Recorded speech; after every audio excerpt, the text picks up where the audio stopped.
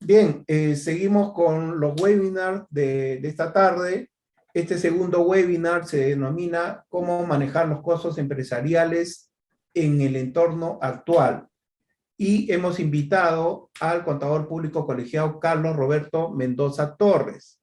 Voy a pasar a leer el resumen de su CV. La verdad que es bastante amplio, pero bueno, por temas de tiempo vamos a puntualizar, ¿no? Él es contador público y administrador de empresas por la Pontificia Universidad Católica del Perú.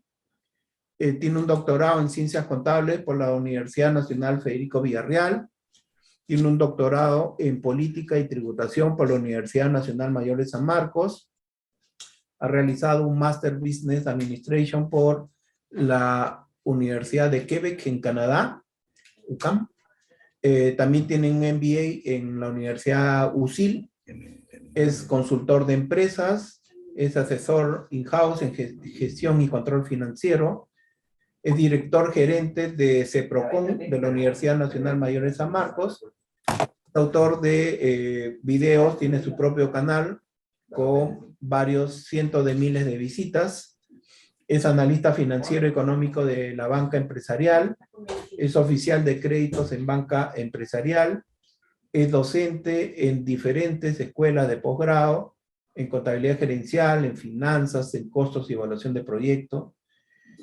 Por supuesto que es también docente, ¿no? Docente en pregrado en la Universidad Pacífico, en la Universidad Católica, en la Universidad de Lima, en la UCIL, en la UPC y en la Universidad Nacional Mayor de San Marcos, ¿no? Como verán, tiene un amplio currículum debido a su pues, intensa formación. Es una persona muy estudiosa y sobre todo también tiene la otra parte práctica, ¿no? Él se encarga de ver temas empresariales.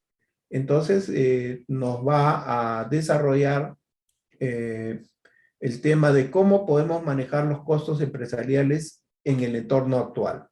Así que, bueno, le damos la más cordial bienvenida en nombre del Colegio de Contadores Públicos del Cusco y lo invitamos a que desarrolle su presentación. Adelante, colega Carlos Mendoza. Sí, gracias, Jorge. Buenas noches, estimados participantes que nos siguen en Facebook.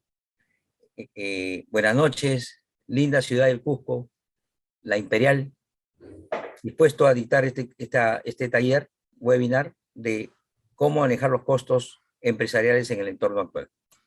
Ok, ahí se ve, lo voy a poner en... Ahí está bien. Sí, ¿Se ve? se ve. Sí se ve.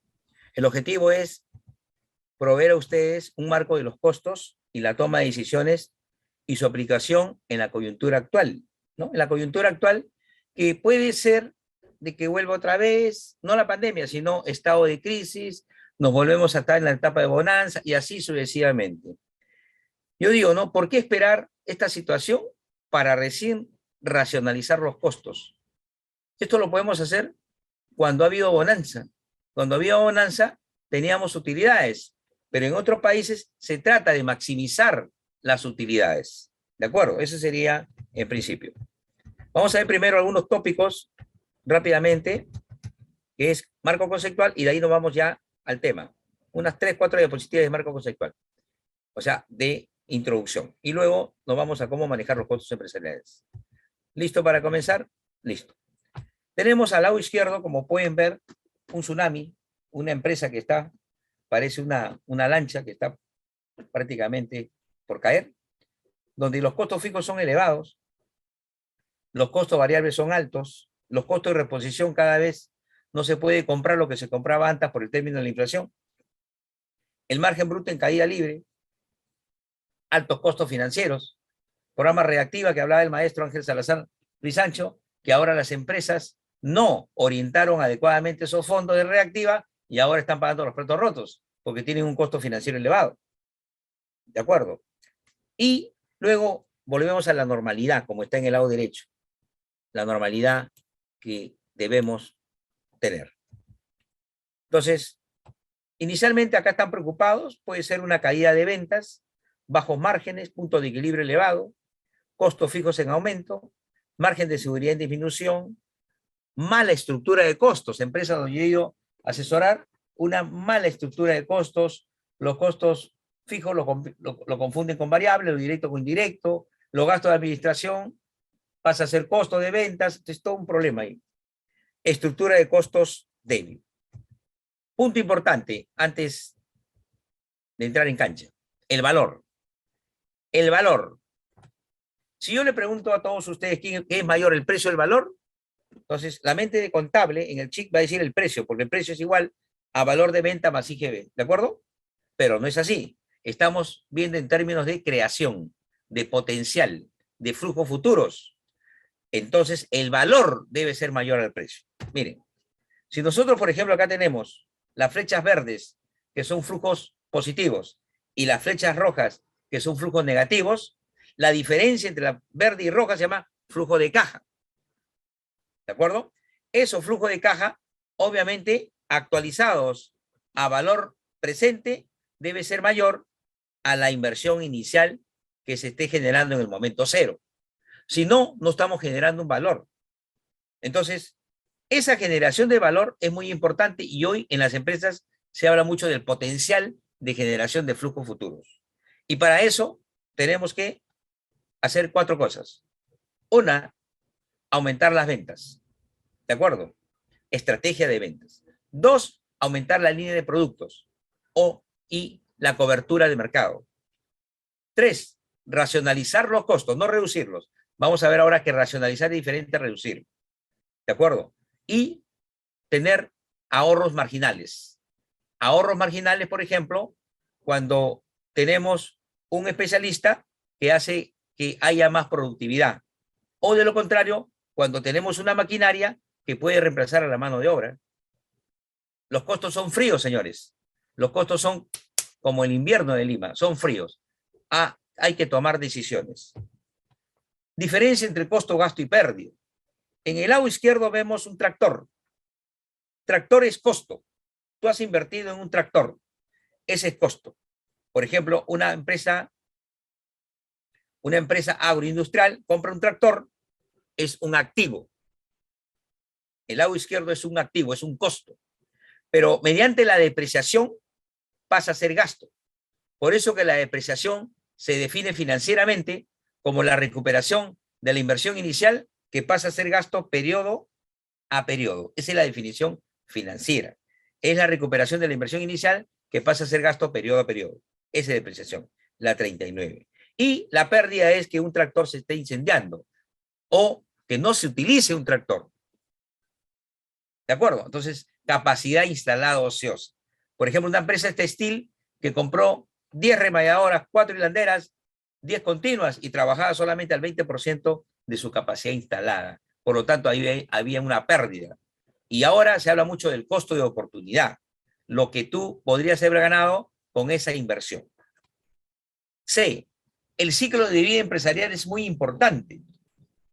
Una cosa es estar en la etapa de introducción, lado izquierdo acá, como verán. Otra cosa es estar en la etapa de crecimiento, ya la empresa está más posicionada, comienza a generar ya más liquidez. Otra es estar en la etapa de madurez, ya la empresa comienza a ser solvente y rentable.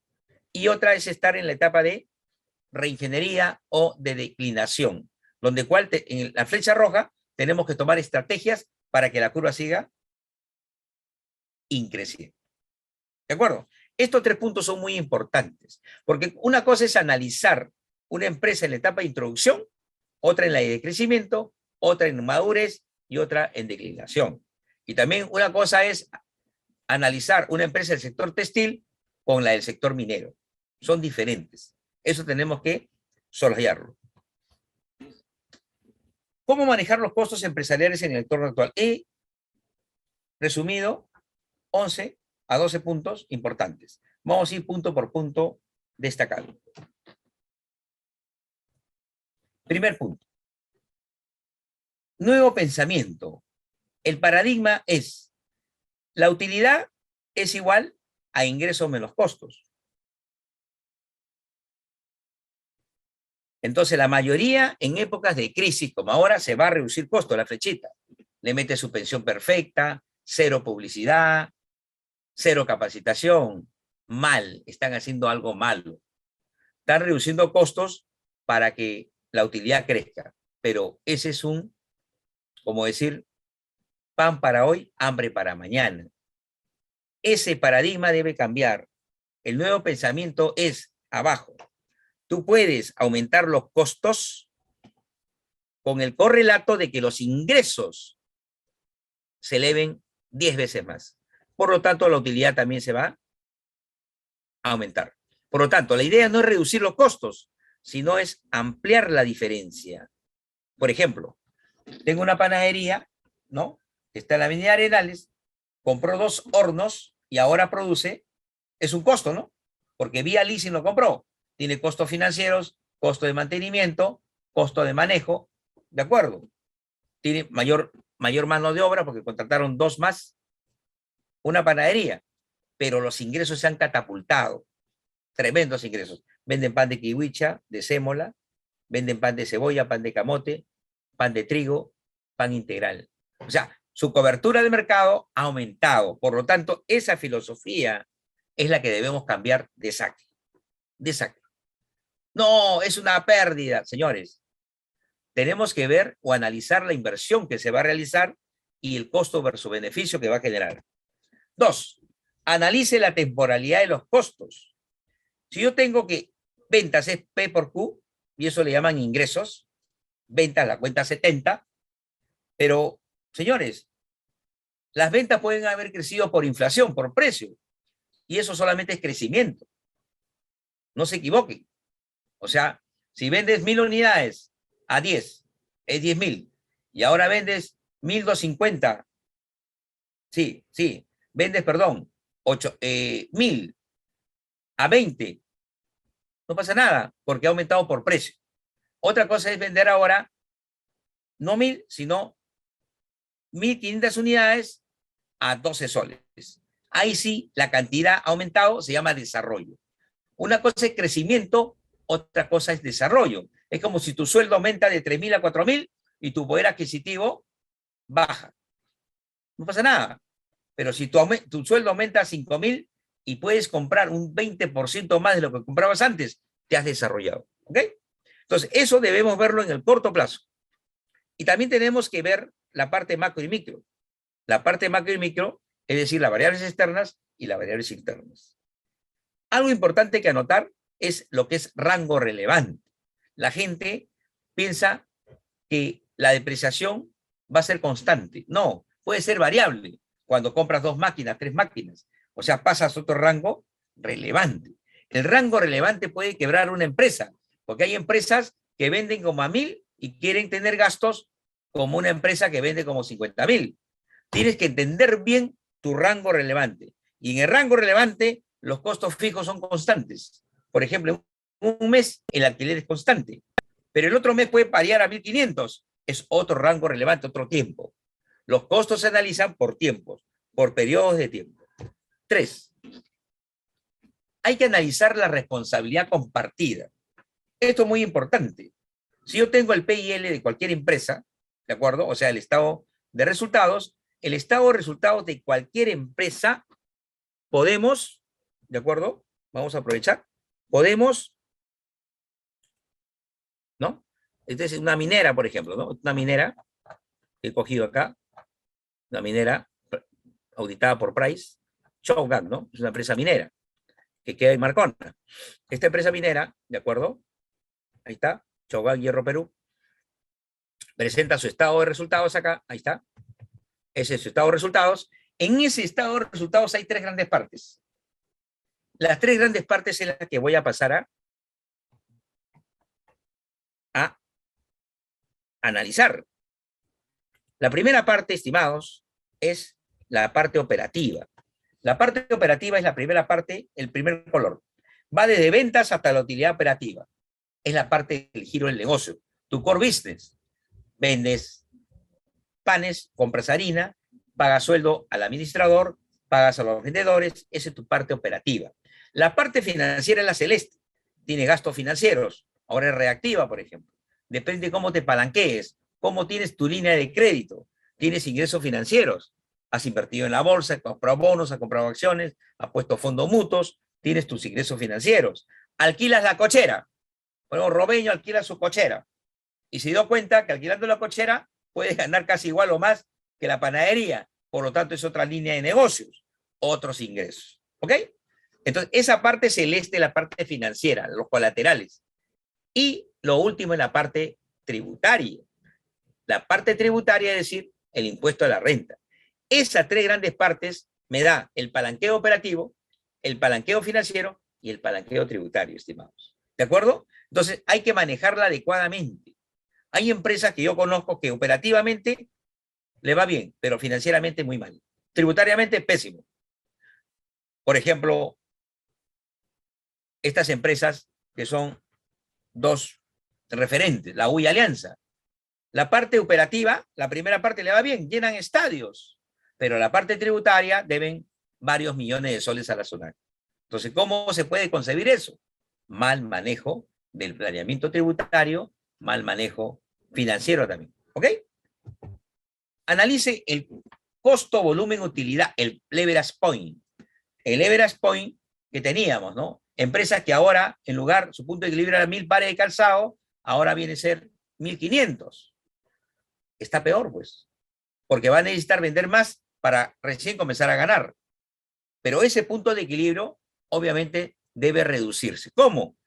Racionalizando los costos fijos. Acá hay una gran diferencia entre reducir y racionalizar. Reducir quiere decir, estamos mal, ya la planilla al 50%. Eso es reducir. ¿No? Reingeniería chicha, le llamo yo. Racionalizar es, en ese departamento deben trabajar según el MOF, según los procesos, según el manual de organización y funciones. Deben trabajar 20. ¿Trabajan 50? Mucho. ¿Trabajan 2? Peor. Trabajan 20. Eso es racionalizar. Por lo tanto, el punto de equilibrio debemos manejarlo adecuadamente mes por mes para comenzar a dar medidas de alerta temprano. ¿Qué escenarios? Acabo de hablar con el contador de costos de una empresa americana que trabajó en San Fernando, en Avinca también. Entonces, hay un divorcio entre el área de costos y el área de finanzas. Entonces, hay un punto que yo he estado viendo, que es el punto de equilibrio financiero, que une el flujo de caja con la parte de costos.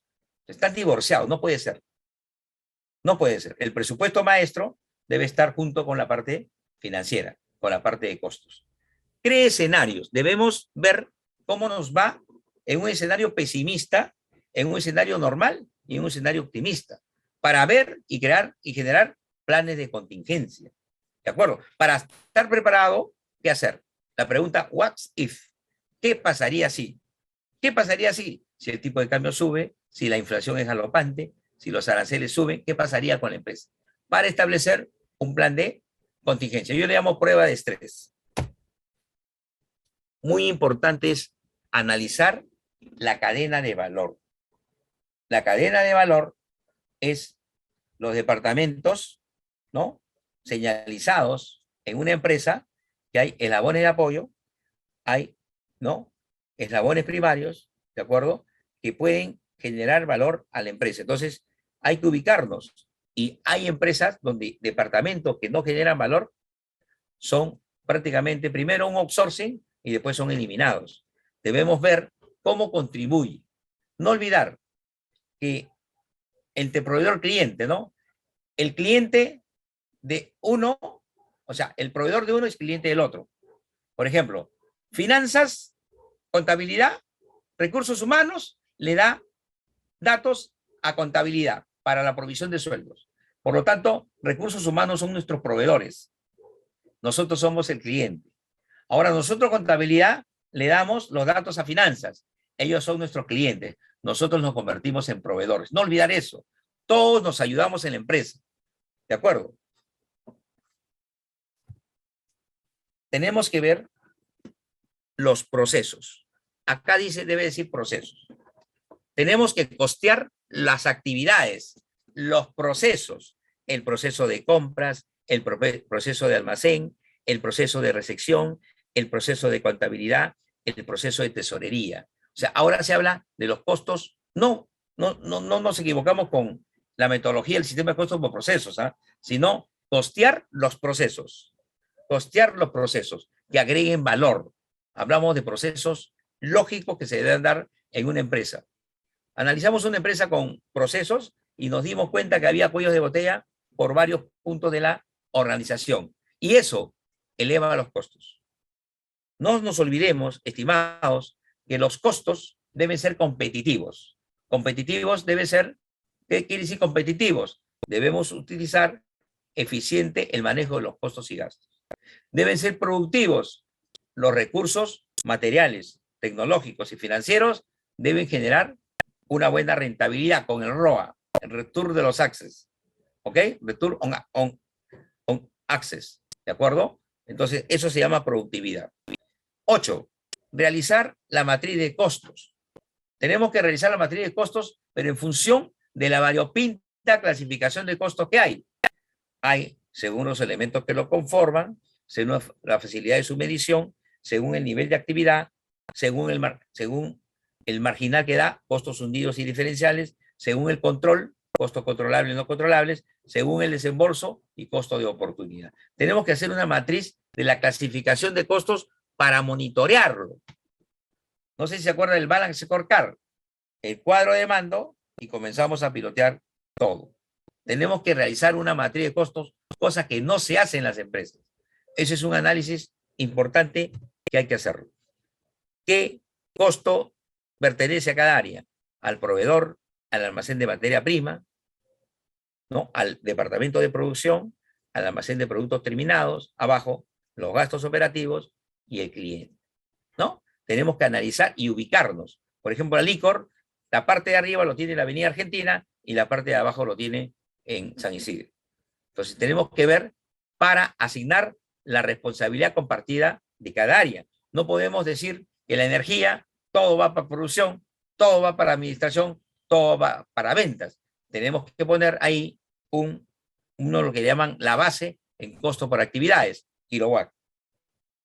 Ver el kilowatt que le corresponde a cada centro de producción. 9, esto es muy importante. Articule la información financiera y económica. Miren acá. Acá vemos, perdón. Acá vemos varios reportes. En el lado izquierdo vemos el flujo de caja, entradas y salidas. En el lado del medio vemos el estado de situación financiera. En el lado derecho vemos el estado de situación económica, que ahora se llama estado de resultados. Abajo vemos el KIARS, el cuadro de amortización de la deuda. En el lado de abajo, en el medio, vemos el estado de cambios en el patrimonio neto. Y de ahí vemos al lado derecho lo que es el débito y el crédito fiscal. Muy importante. ¿Cómo se articula?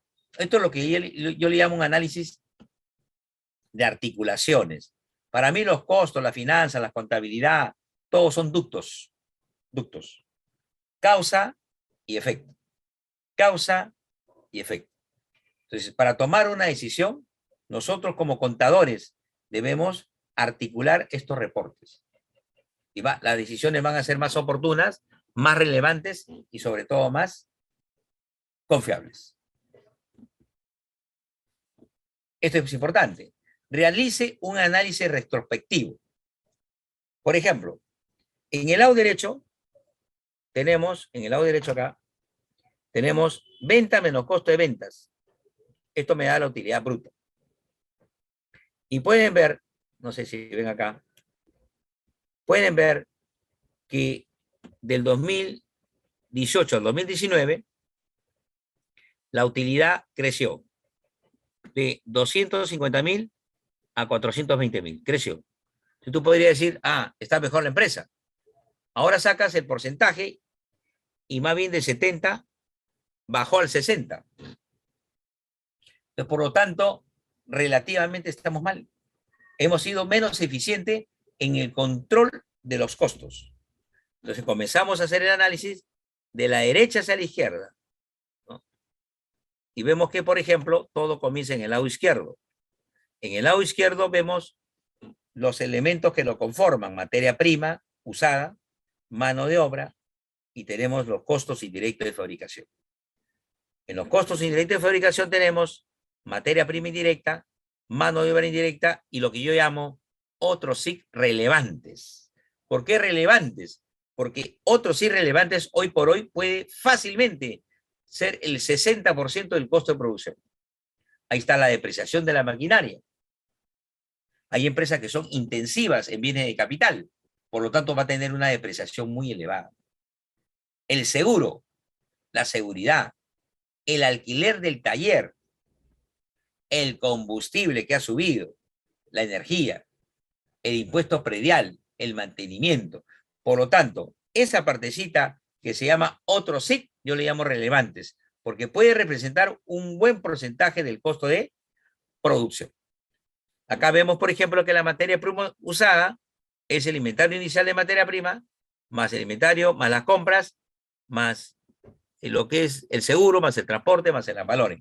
Entonces, cuando vemos lo que está pasando en el lado derecho acá, podemos regresar retrospectivamente para ver dónde está el problema y poder solucionarlo. Ese es los costos, esa es la finanza, ¿no? Dar una medida y decir, caramba, acá hay un problema. Es lo que dice la NIC 2, ¿no? La NIC 2, ¿qué hace, no? El BNR.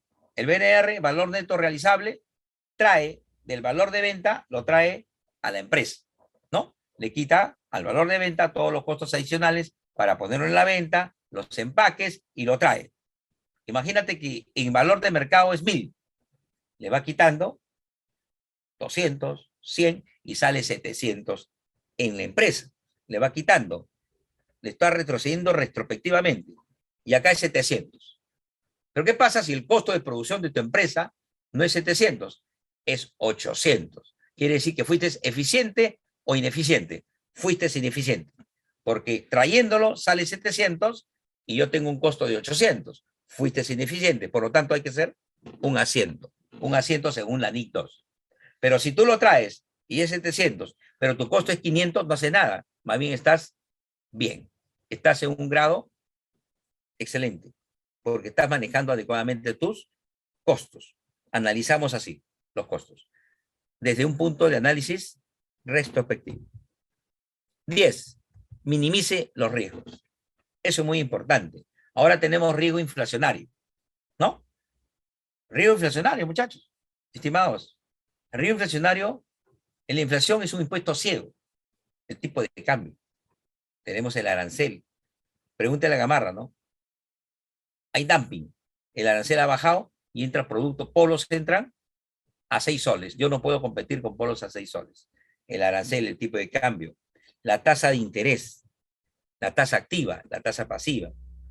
¿De acuerdo? Entonces, la tasa activa en nuestro país es muy alto, ¿no?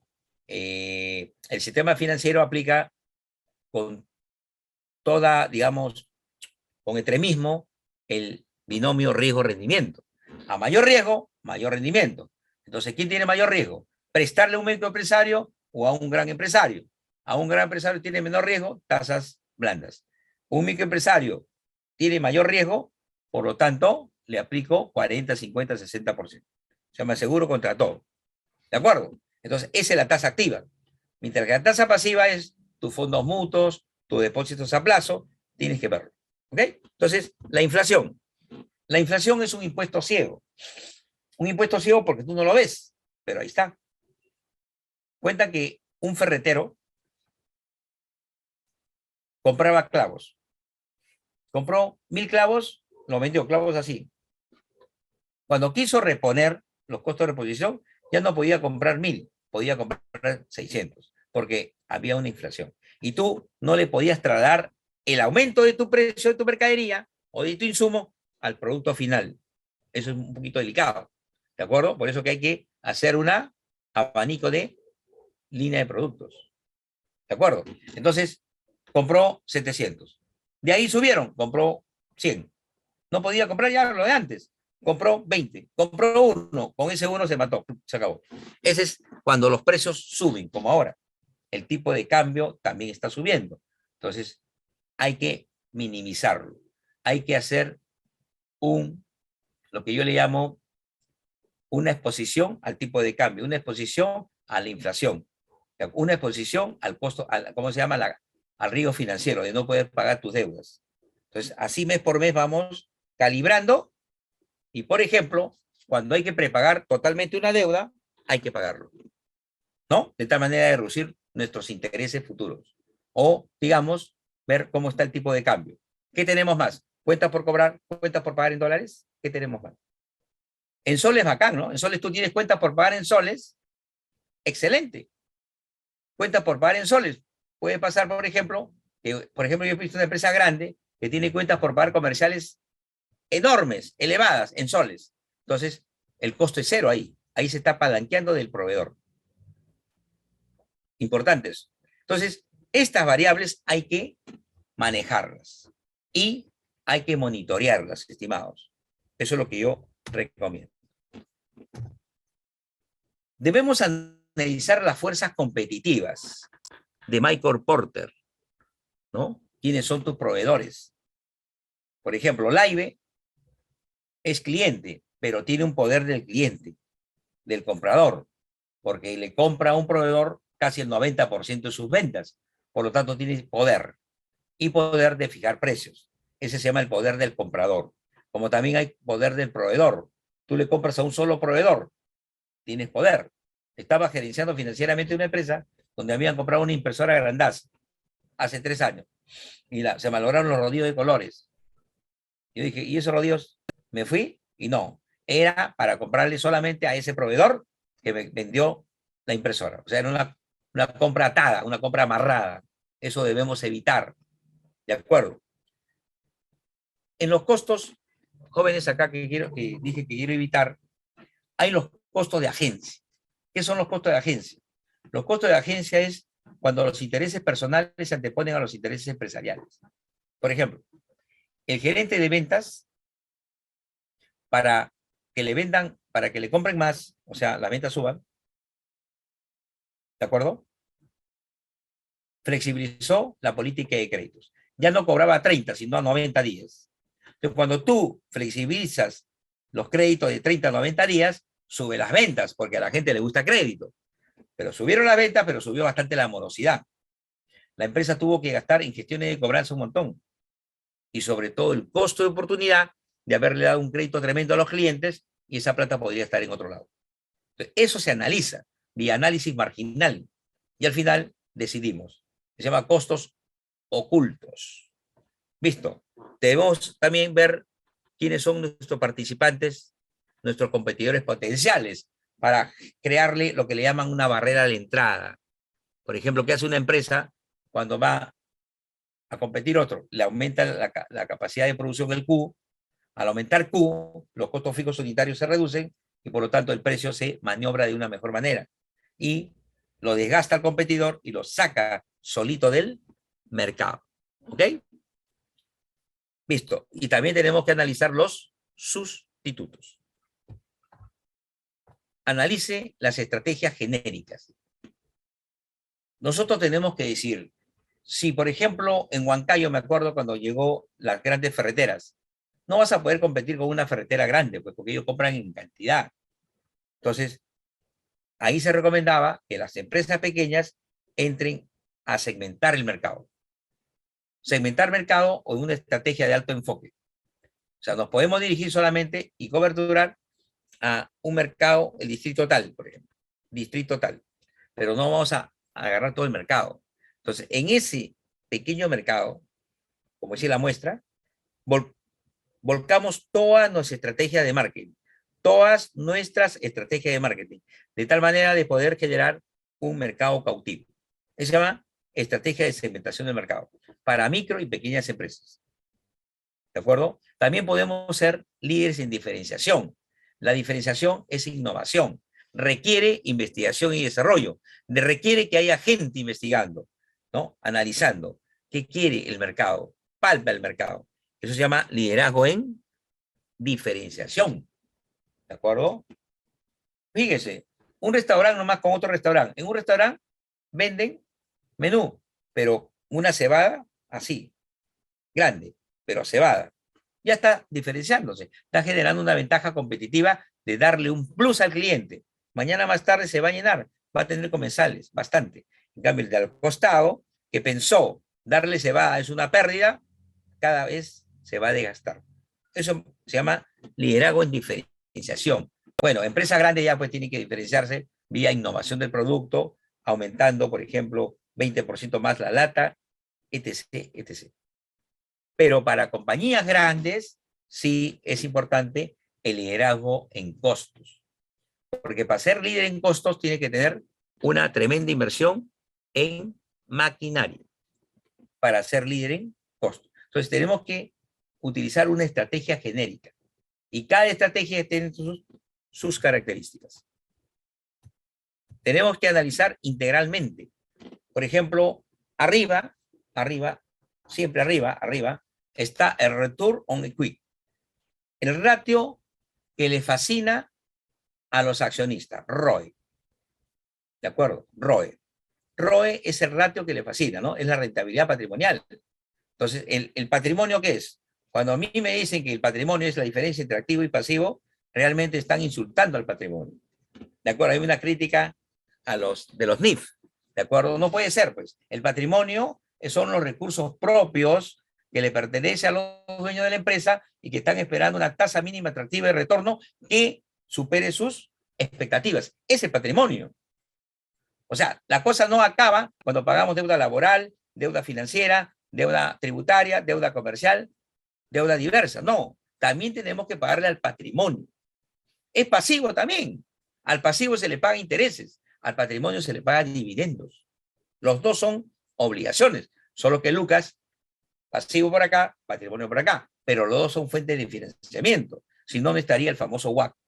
El WACC, el costo promedio ponderado de capital, que es un costo. Y empresa que tiene un bajo costo, un bajo WACC, tiene bastantes grados de libertad para seguir adelante. ¿De acuerdo? Porque su WACC es pequeño.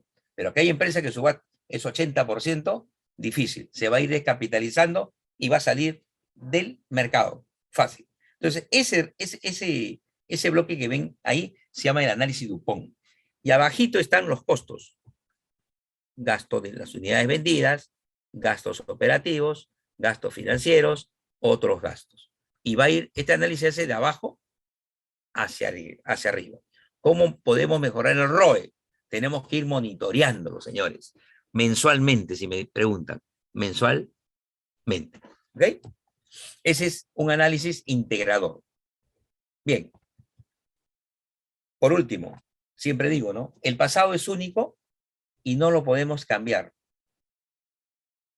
El futuro es múltiple y lo podemos construir. Llévense eso. Y también lo que decía Albert Einstein, ¿no?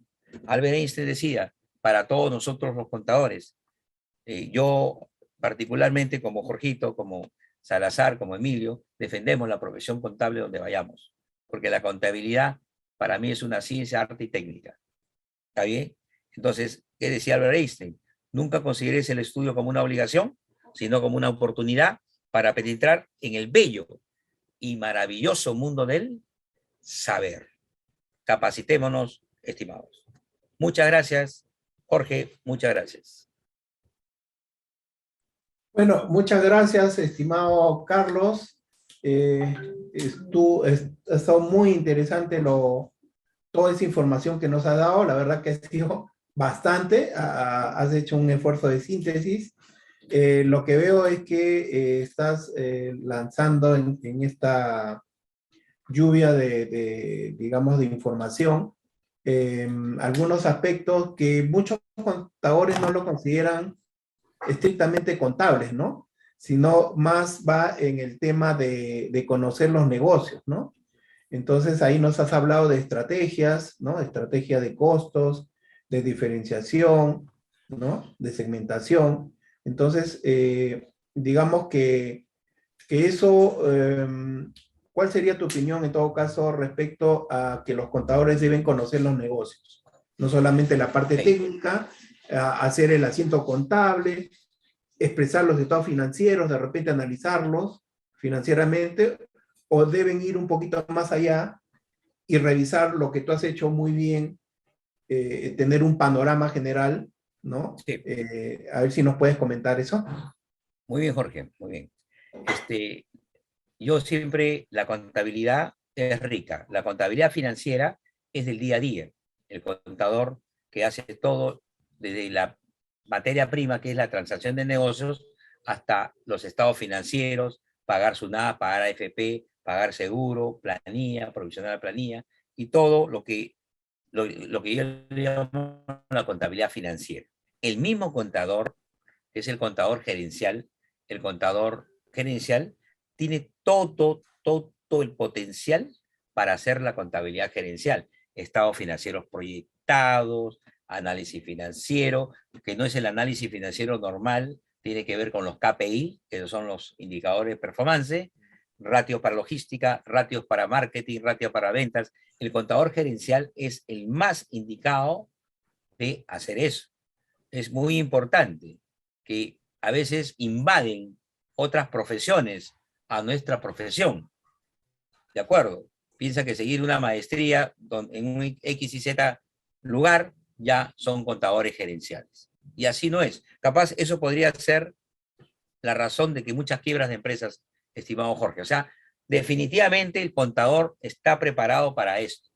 Tiene costo, tiene finanzas, tiene, digamos, análisis financiero, presupuestos, proyectos de inversión, tiene una serie de líneas que puede perfeccionarse y tiene todo el bagaje contable de la contabilidad financiera. De acuerdo. ¿Quién hace los KPI? Los KPI los debería hacer un grupo de personas de toda la empresa.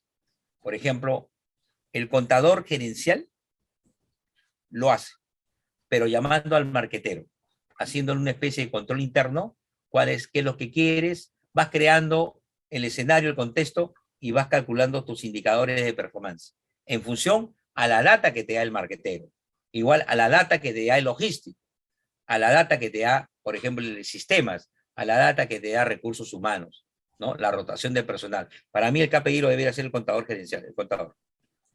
Y ahora estamos en una etapa pues, prácticamente de digitalización de todas las operaciones. SUNAT, por ejemplo, ya ha lanzado la masificación de comprobantes de pago electrónico, libros electrónicos, o sea, los procesos, perdón, los procesos poco a poco van a tender a automatizarse.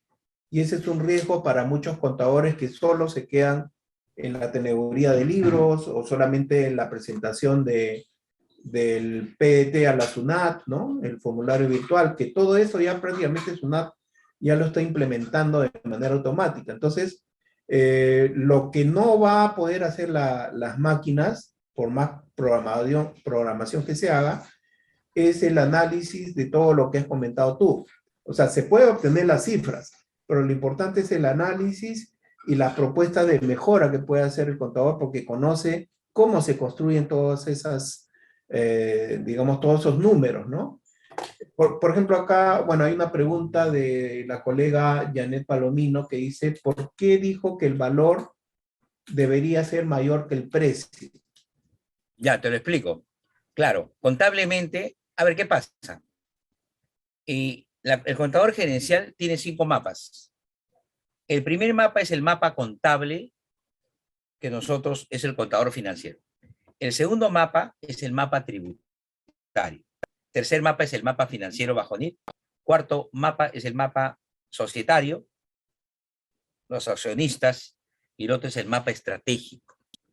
Los 2 primeros mapas alcanza el contador normal, o sea, ha alcanzado, pero los 5 mapas son interesantes. Entonces, cuando hablamos de precio de venta, yo no me refiero a que precio de venta, o sea, la facturación, es igual a valor de venta más IGB, ¿sí o no? Entonces, si tú pones precio de venta es igual a valor de venta más IGB, obviamente el precio es mayor al valor. ¿Estamos?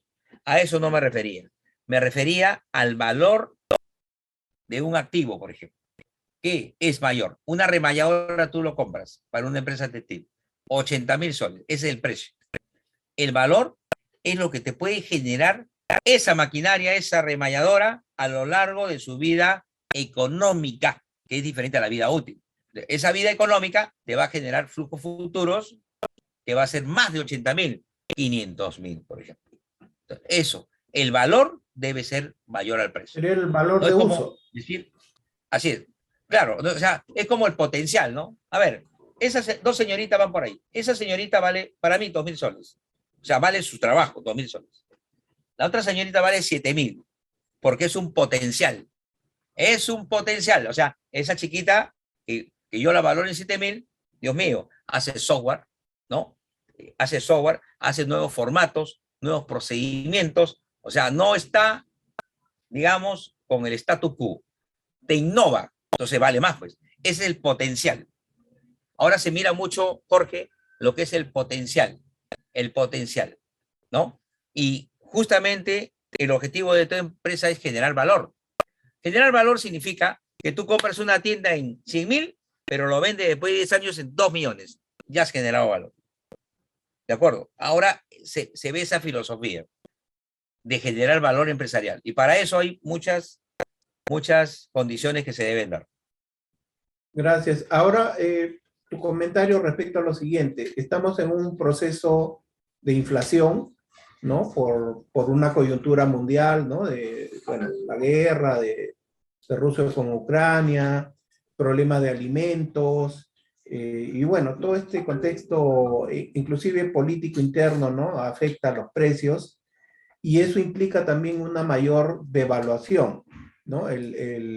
Digamos, el BCR sale aumentando las tasas de intereses porque Estados Unidos también, a su vez, la FED ha aumentado la tasa de interés, entonces acá hay que protegernos, y eso tiene un impacto, ¿no? En la depreciación del sol, digamos, o sea, el dólar va a tener un mayor valor y eso va a implicar también problemas a las empresas. ¿Qué nos podrías comentar respecto a los costos de las empresas? ¿O qué recomendaciones? Bueno, yo siempre recomiendo diversificarse, Jorge. O sea, no podemos, por ejemplo, una empresa de autoparte que estaba asesorando ayer, ¿no? Trae rodajes del exterior. El tipo de cambio sube, obviamente su costo va a subir. Entonces, pero ¿cuál es digamos, la propuesta, ¿no? Diversificarse, o sea, hacer más línea de negocios.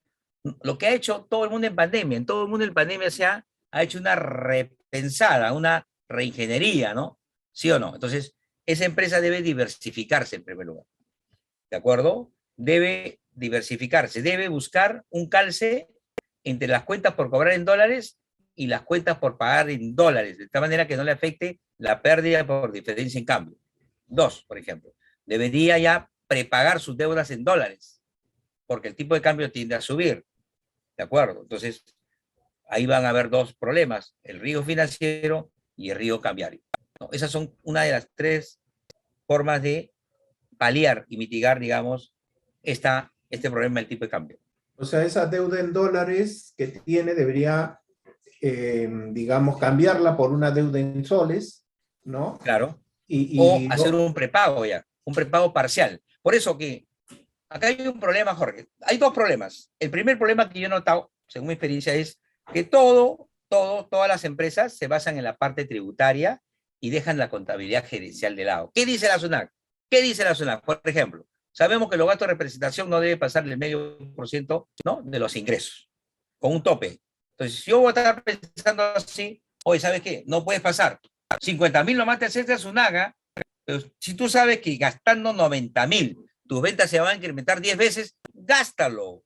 Costo versus beneficio, al final, págale a la SUNAT, pero vas a vender bastante. Pero todo el mundo dice, entonces se parametra lo que dice la SUNAT. Y es un problema que no le deja actuar al contador gerencial. Ahora recién toma bastante vigencia el contador gerencial. ¿De acuerdo?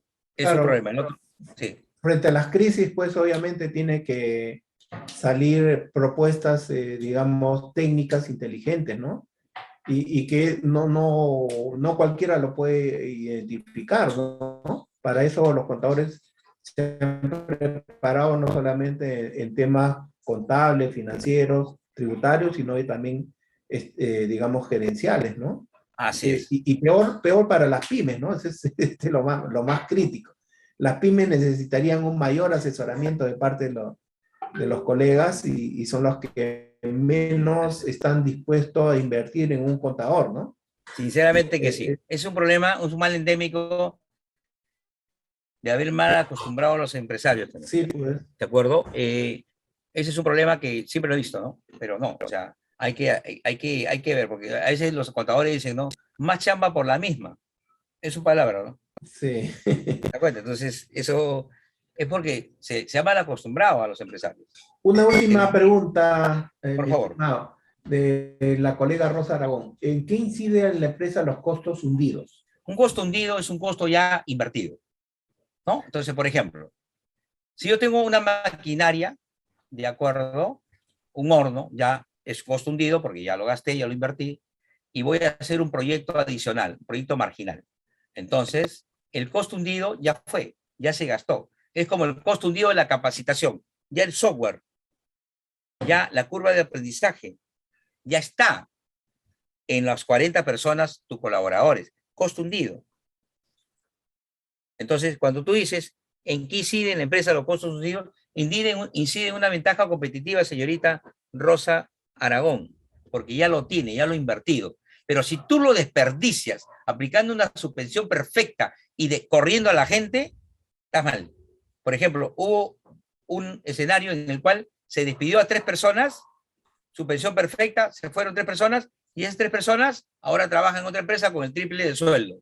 ¿Qué quiere decir? Que se llevó toda la curva de aprendizaje. Y eso realmente es un costo, es una inversión. Debemos pensar antes de tomar una decisión así.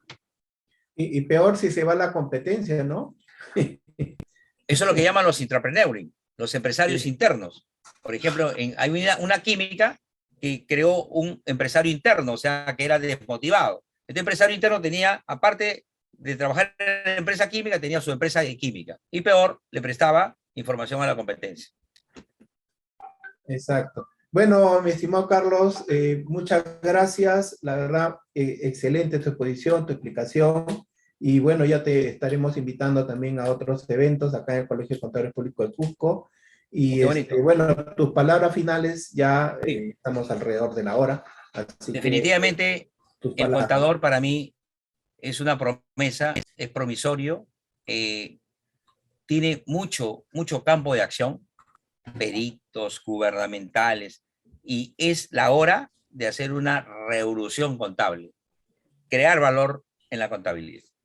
Les deseo toda clase de suerte y éxitos. Gracias, Jorge, por haberme invitado, ¿de acuerdo? Hasta otra oportunidad. Ya será presencial ya para ir al Cusco Por y supuesto. volar, ¿no?